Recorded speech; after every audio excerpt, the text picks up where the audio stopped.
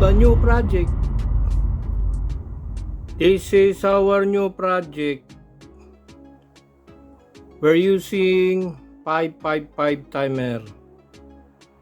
Also, we have here the capacitor, the potentiometer, capacitor, electrolytic, capacitor, ceramics, resistor, LED, power, indicator, some resistors. This is a breadboard connected, also it's a jumper wires. So what is the main objective of our project? Is what? Is to build sawtooth waveform generator using 555 timer. So here we have the oscilloscope. We're going to see the signal. So we're going to build a sawtooth generator using 555 timer. We can only see that by using the oscilloscope. Using the 9 volts as a supply to the circuit. You can see the LED indicator now turns on. We have now the circuit. And then the output to see the waveform generated by the 555 timer. We're going to connect that to the oscilloscope. The positive, the output positive to the positive, negative to the negative.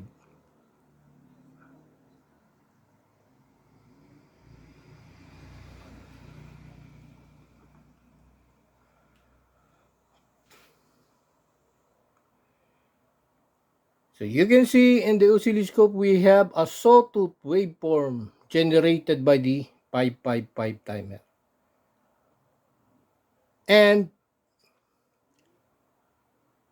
the frequency is 0.962 Hertz. Let us see the oscilloscope.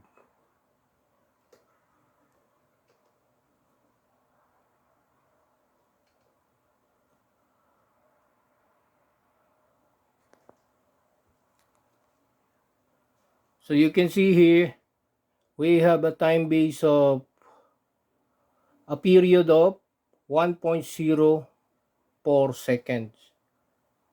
And then because of that, 1 over period is equal to frequency. Which is, what is the frequency of the sawtooth? 0.962 Hertz. Okay? We can see that also by screenshot. And then we're going to use the XY. X axis, A and B axis, A and B. Down to down 1 second. So you can see here it's 1.3 or 0.7 Hertz. Approximately 1 Hertz. That is the exact frequency, 0.769. Or else we're going to run that again. That is now the exact frequency. And into the voltage maximum here is 5.273 volts. Why is it 5.273 volts?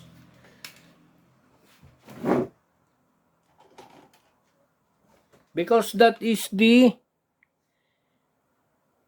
what? Maximum. This is the maximum.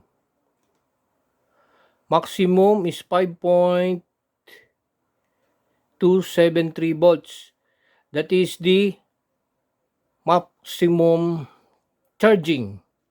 Because the capacitor here in our circuit is charging linear charging. This one, it causes a ramp. The maximum is about 2/3 of the BCC because we're using the 555 timer. Supposedly it's 6 volts, but here we're just getting 5.273 volts. That is the maximum charging voltage threshold of the capacitor. So that's why. And then the minimum is 2.1484. It means that is 1/3 of the, once we charging, and then discharge 2.148. That is the minimum. The time that the capacitor is fully discharged. Discharge 2.1.83 or 2.148 volts. Charge 5.273 volts. Peak to peak, that is the peak here to the peak there. And then we have the almost the same voltage RMS is approximately the same as the value of the voltage average or mean voltage, because we're dealing, or we are having this sawtooth, a linear voltage ramp caused by the charging of capacitor, and then it will not, and then when it discharges, it is just above the 0 volts, about 2.148 volts. That is the minimum, maximum, minimum. It will not go below 0 volts or along 0 volts, because that is 1/3 of the BCC, and that's the time that the 555 is discharging. Okay, charging and discharging. So here, and that is we're using 5 volts as a scale. So that is our sawtooth waveform using 555 timer. So you can see here it's continuously, or it is oscillating, or it is an oscillator. Linear voltage ramp, and then fallback, ramp down. That is the sawtooth waveform generated by 555 timer.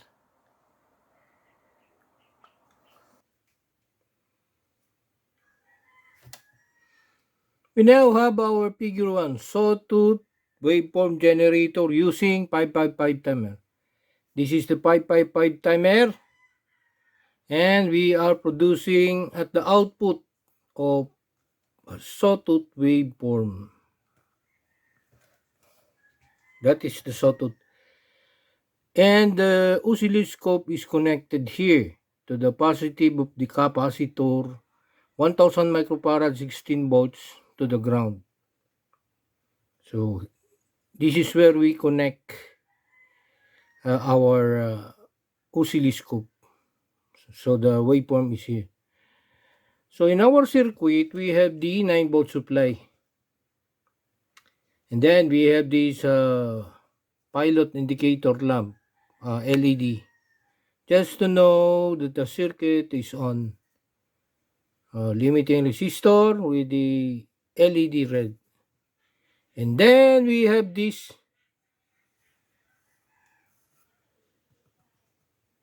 BC557 PNP type transistor. What is the use of this transistor?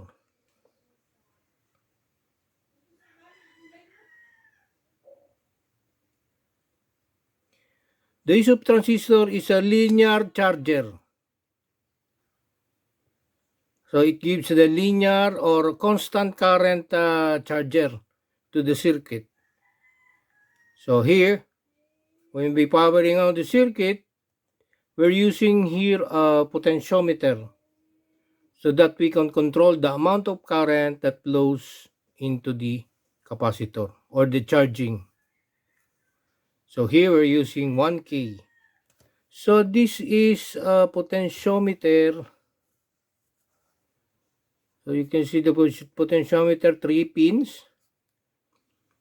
The first pin connected to positive. Second pin is in the middle, connected to the middle, and then to the positive also. The third pin is connected. Third pin here is connected to the emitter.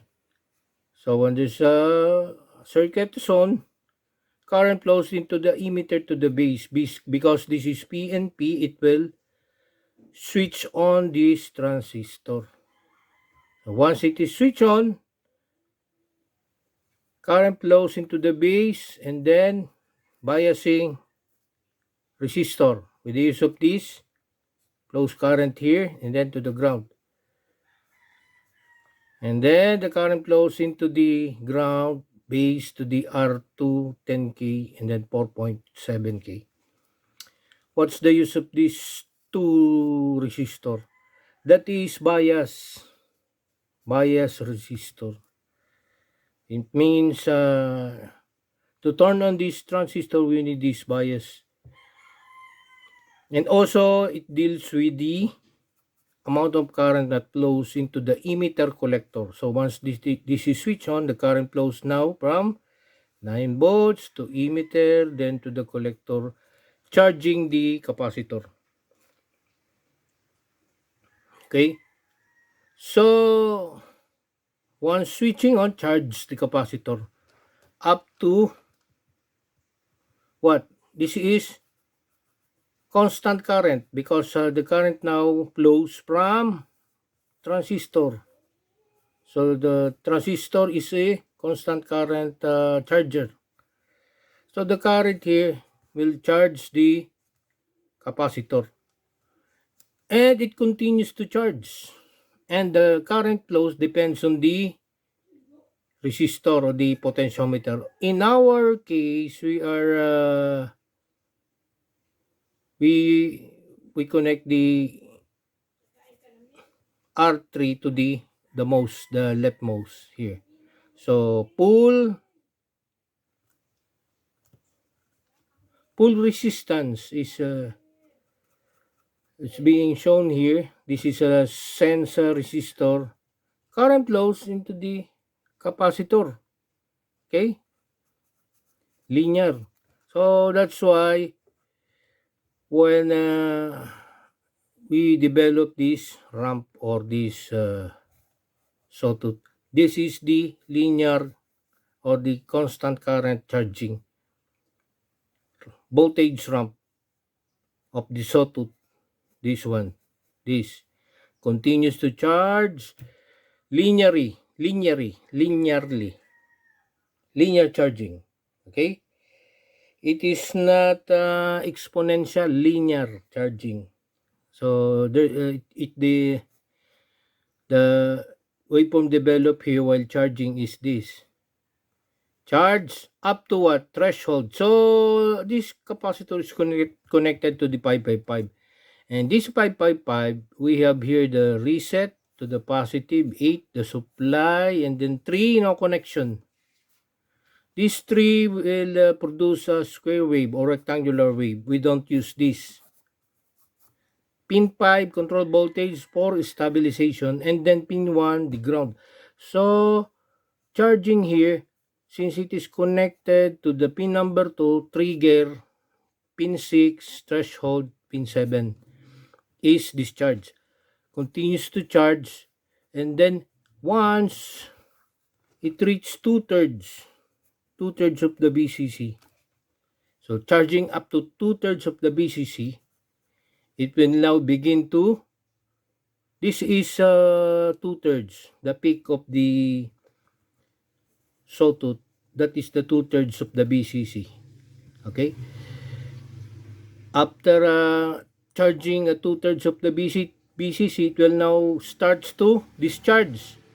So we need to connect the trigger and threshold to the capacitor so that we can monitor the charging and discharging of this circuit. And then it will start now to discharge through the pin number 7, discharge up to where? up to this one now is the discharging fallback of the waveform. So this one is charging, discharging, charging, discharging. That is the flow of the circuit. Discharging, rapid discharging to the pin number 7, then to the 555, then to the ground. So what happened is, because it is connected, the trigger pin and the threshold, we know that the discharging, this one, discharging, sudden pullback of the waveform is 1/3 of the BCC.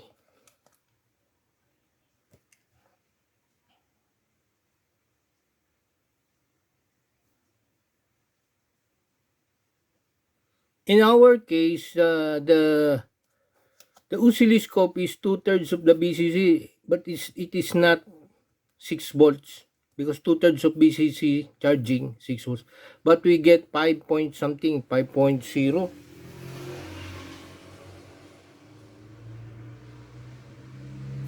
And then 2 point, and then the discharge, supposedly 1/3 of the BCC, 3 volts, but we get only 2.1 volts. So that's why you can see in the oscilloscope, it is like floating. So if this is the 5 volt mark of the oscilloscope, 0 volts, this is where it goes like this.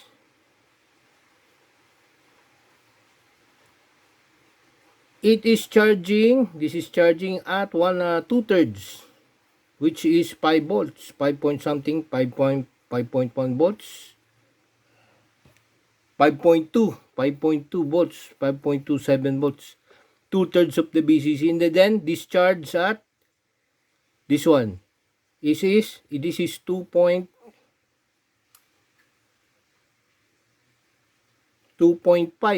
volts. Supposedly 1/3 BCC, but it's only 2.5 volts. There is a tolerance. I guess there's tolerance.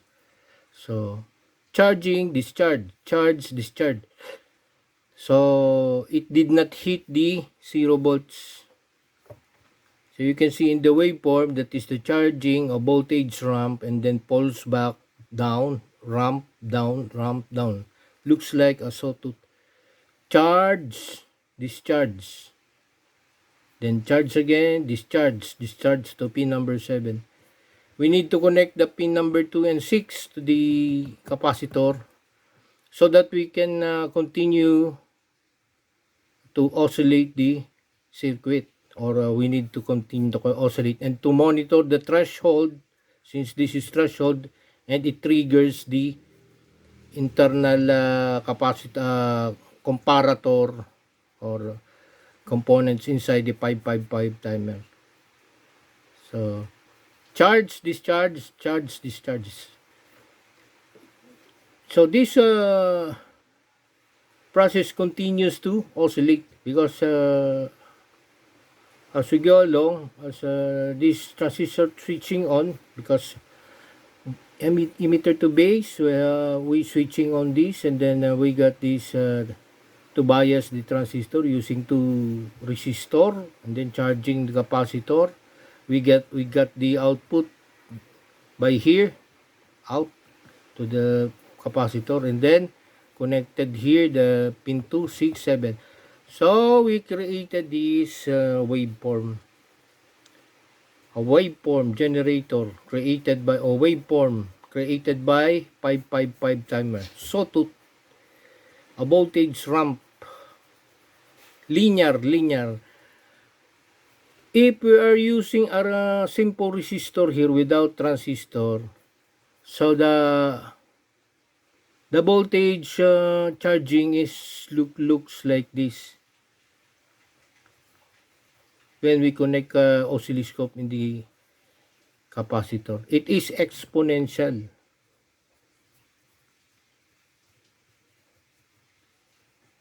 But here, when we use the constant current, since the current flows into the emitter to collector, which is transistor, so therefore the current here is constant, because we're using transistor.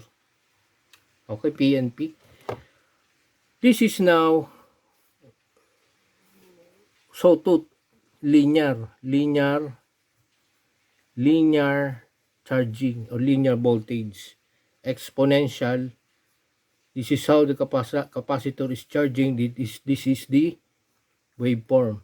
But for the linear charging or the linear voltage, this one, voltage ramp.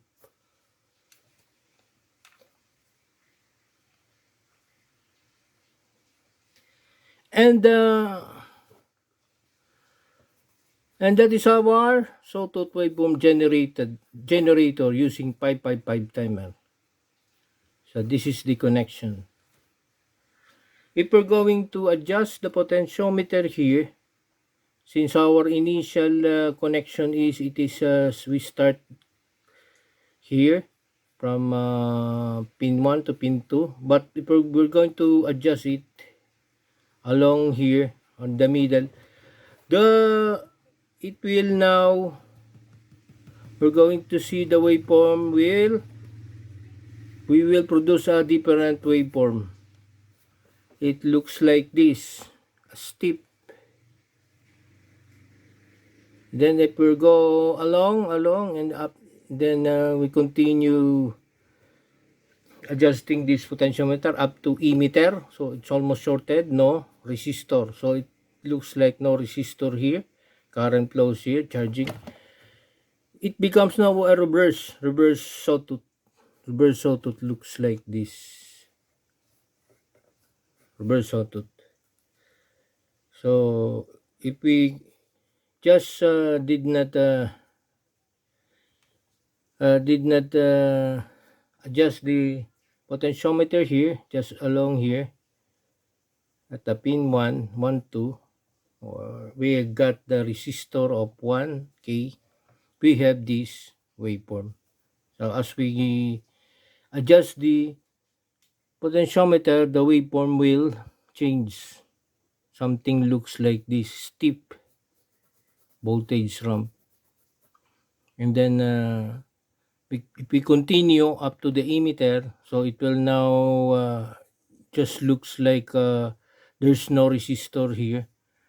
The waveform will be a reverse or a negative. We call that negative sawtooth or reverse sawtooth. So that is our sawtooth waveform generator using 555 timer.